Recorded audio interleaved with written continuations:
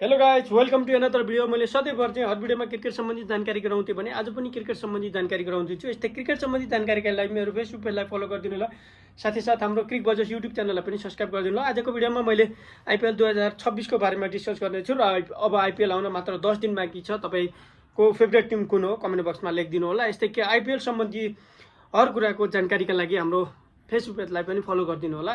तपाईँहरूले आइपिएल सम्बन्धी हर कुरा मलाई प्रश्न गर्न सक्नुहुन्छ हैन।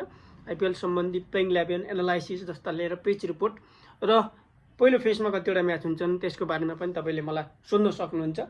क्रिकेट सम्बन्धी केही कुराको जानकारी लिन पर्ने छ भने तपाईले मलाई फेसबुक मार्फत फलो गरेर पनि जानकारी लिन सक्नुहुन्छ। आजको भिडियोमा मैले आइपिएल 2026 को बारेमा डिस्कस गर्नेछु। आइपिएल आउन मात्र 10 दिन बाँकी छ, मैले जानकारी गराइसकेको छु र अघिल्लो भिडियोमा पनि मैले आइपिएल सम्बन्धी हाई भोल्टेज म्याचेस भनेर पनि बनाएको छु। त्यो युट्युबमा गएर हेर्न सक्नुहुन्छ। त्यो हैदराबाद र आरसीबी को म्याचको बारेमा पनि मैले भिडियो बनाइसकेको छु, माथि आई आइकनमा आएको छ, त्यहाँ गएर हेर्न सक्नुहुन्छ।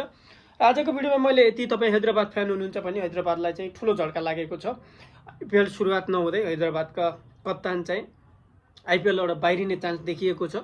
हैदराबादका कप्तान प्याट कमिन्स चाहिँ भर्खरै ब्याकअप इन्जरीबाट चाहिँ रिकभरी हुँदै आएका छन् र हैदराबादका सुरुवातका म्याच चाहिँ उनले गुमाउने छन् र हैदराबादले उनको अनुपस्थितिमा चाहिँ कसलाई कप्तान देला, कुनलाई चाहिँ कप्तान दिँदा चाहिँ बेटर होला, त्यो आफ्नो राय सुझाव सल्लाह दिनु होला। कप्तानको भूमिकामा थिए अभिषेक शर्मा र ईशान किसान।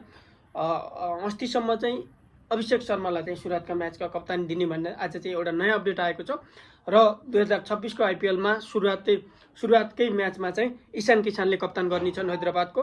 प्याट कमिन्सको अनुपस्थितिमा चाहिँ ईशानले गर्नेछन् र प्याट कमिन्स आएपछि प्याट कमिन्स फेरि आफ्नो कप्तानको भूमिकामा चाहिँ मैदानमा उत्रिनेछन्। तपाईँको राय सुझाव सल्लाह दिनु होला र तपाईँको फेभरेट टिम कुन हो त्यो पनि लेखिदिनु होला।